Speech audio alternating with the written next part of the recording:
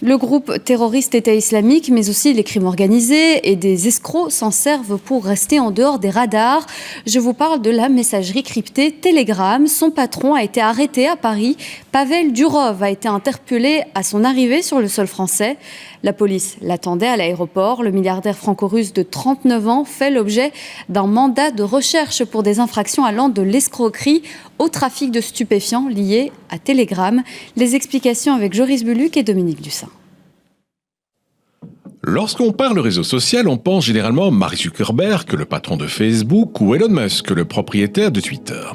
Pavel Durov, lui, est d'un genre, disons, plus physique. Le créateur de la messagerie cryptée Telegram est discret, mais enflamme Instagram avec les photos qu'il publie de lui. Hier soir, le milliardaire franco-russe a été interpellé à l'aéroport du Bourget alors qu'il venait passer une soirée à Paris. Il se savait pourtant l'objet d'un mandat de recherche, mais a sans doute pensé que ses 15 milliards de dollars de fortune le protégeraient d'une interpellation. La justice française reproche à Pavel Durov de ne pas agir pour limiter les utilisations criminelles de sa messagerie Telegram. Trafic de drogue, escroquerie, cyberharcèlement, apologie du terrorisme. On sait par exemple que la messagerie cryptée est la préférée de Daesh, des néo-nazis, des complotistes et des pédophiles. Mais Durov, au nom d'une vision personnelle de la liberté d'expression, a toujours refusé de filtrer ou d'empêcher les messages et de dévoiler la moindre information sur les utilisateurs.